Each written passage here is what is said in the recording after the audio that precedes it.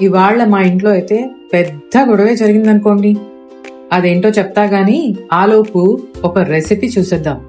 Hello, ఈ రోజు మన ఇంట్లో చాలా టేస్టీగా, చాలా డిఫరెంట్ గా ఒక కొత్త చికెన్ రెసిపీ ట్రై చేస్తున్నాను. ఇది రెగ్యులర్ చికెన్ ఫ్రై కాదు, కరివేపాకు కోడి.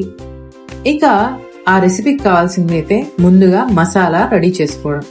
దీనికోసం స్టవ్ మీద ప్యాన్ పెట్టుకుని అది కాస్త వేడెక్కిన తర్వాత 1 స్పూన్ చనాదాల్, 1 స్పూన్ మినపప్పు, 4 నుంచి 5 జీడిపప్పులు, 5 ఎండు మిరపకాయలు, ఒక 4 స్పూన్ల ధనియాలు, 1 స్పూన్ జీలకర్ర, 2 నుంచి 3 రెమ్మల కరివేపాకు, కొంచెం దాల్చిన చెక్క, 2 ఇలాచీలు, 2 నుంచి 4 లవంగాలు. ఇవన్నీ వేసుకుని చిన్న మంట మీద డ్రై రోస్ట్ చేసుకోండి. ఇది మాడకుండా డ్రై రోస్ట్ చేసుకోవడం చాలా ఇంపార్టెంట్ అండి. ఈ స్టెప్ ని స్కిప్ చేయకండి పైగా, ఎందుకంటే మన రెసిపీ మొత్తానికి టేస్ట్ ఇక్కడే ఉంటుంది. ఇంకే రోస్ట్ చేసుకున్నారా?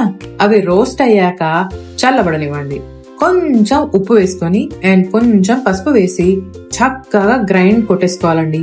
ఇప్పుడు ఇక పాన్ లో ఆయిల్ వేసి జీలకర్ర, ఆవాలు, కరివేపాకు, తర్వాత చీల్చుకున్న మిరపకాయలను కూడా వేయాలి. ఆ తర్వాత ఇవి కాస్త ఫ్రై చేసుకుని దాంట్లో ఉల్లిపాయలు కూడా చక్కగా చిన్న చిన్న ముక్కలుగా తరుక్కుని వేసుకోవాలి. ఈ రెసిపీ చేస్తున్నప్పుడు మాత్రం స్టవ్ ఫ్లేమ్ మీడియంలో పెట్టుకోండి, అదిరిపోయేలాగా కుక్ అయిపోతుంది. కరివేపాకు కాస్త ఎక్కువైనా సరే ఈ రెసిపీకి బాగుంటుంది. సో మీకు ఎంత కావాలంటే అంత వేసుకోండి, అలా అని మరీ ఎక్కువగా వేసేయకండే. నేనైతే పచ్చిమిరపకాయలు మా ఇంట్లో రుచికి సరిపోయేలాగా వేసుకున్నాను. మీరు కారం ఇంకా ఎక్కువగా తింటే పచ్చిమిరపకాయలు కూడా వేసుకోండి. అండ్ ఉల్లిపాయల్ని బ్రౌన్ అయ్యేంత వరకే కుక్ అవనివ్వండి, మాడనివ్వకండి, టేస్ట్ పాడైపోతుంది, చేదు కూడా వచ్చే ఛాన్సెస్ ఎక్కువ. ఉల్లిపాయలు త్వరగా కుక్ అవ్వాలంటే కొంచెం ఉప్పు వేసుకుంటే త్వరగా యూజువల్లీ కుక్ అయిపోతాయి. ఉల్లిపాయలు కుక్ అవుతున్నంతలో ఇంకో పక్కన మీరు తప్పక గార్లిక్ ని క్రష్ చేసి పెట్టుకోండి. ఎందుకంటే ఈ ఉల్లిపాయలు చక్కగా గోల్డెన్ గా ఫ్రై అయిన తర్వాత ఆ దంచిన గార్లిక్ వేస్తే ఉంటుంది సూపర్ స్మెల్, అంటే నమ్మండి. ఇప్పుడు ఇక ఈ గార్లిక్ పచ్చిదనం పోయేంత వరకు అయితే చక్కగా ఉల్లిపాయలతో కలిపి ఫ్రై చేసుకోండి. ఉల్లిపాయలు, గార్లిక్ పచ్చి వాసన పోయేంత వరకు ఫ్రై చేయడం చాలా ఇంపార్టెంట్ ఏ రెసిపీకి అయినా సరే.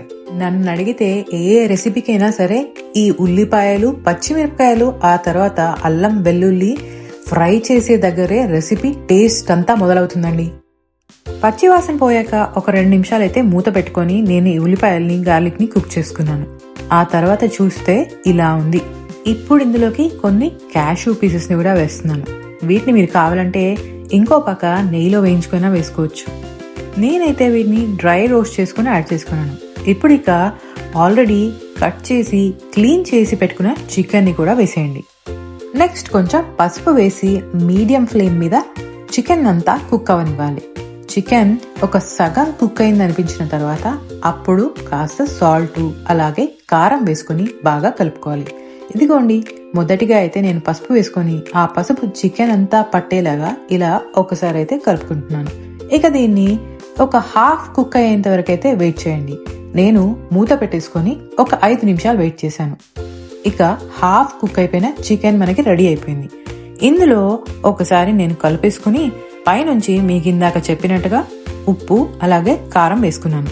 ఇది మీ రుచికి తగినంతగా అయితే వేసుకొని నేను ఇక్కడ 1 స్పూన్ ఉప్పు అలాగే 1 స్పూన్ కారపొడి వేసుకుంటున్నాను. కారపొడి చూసుకొని వేసుకోండి, ఎందుకంటే ఆల్రెడీ పచ్చిమిరపకాయలు వేసుకున్నాం, అలాగే మన మసాలాలో ఎండు మిరపకాయలు కూడా వేసుకున్నాం.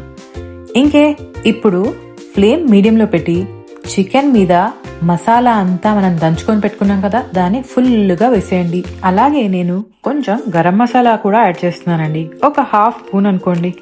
ఇక ఈ మసాలా అంతా చికెన్ కి బాగా పట్టేలాగా ఒకసారి కలుపుకొని ఇక కుక్ అవ్వడం కోసం వదిలేయండి. నాకు ఉప్పు ఇంకాస్త పడుతుంది అనిపించి ఇంకొక స్పూన్ ఉప్పు అయితే వేసుకున్నాను. ఇక ఆల్మోస్ట్ మనకి చికెన్ కుక్ అయినట్టే. దీన్ని మసాలాలంతా చికెన్ లోకి ఫ్లేవర్ బాగా పట్టడం కోసం మూత పెట్టుకుని ఒక 5 నుంచి 7 నిమిషాల వరకు అయితే చికెన్ ని మళ్ళీ కుక్ చేసుకున్నాను. అబ్బా, ఇది కుక్ అయిన స్మెల్ చూస్తుంటే అయితే ఎంత బాగుందో అండి. లాస్ట్ లో నేనైతే 1 స్పూన్ బటర్, స్టవ్ ఆఫ్ చేసుకున్న తర్వాత లెమన్ జ్యూస్ పైన నుంచి దట్టించి కొత్తిమీర కూడా వేసుకున్నామంటే గుమగుమలాడే కరివేపాకు పొడైతే రెడీ అయిపోయింది. నోట్లో నీళ్ళైతే ఊరిపోతున్నాయి.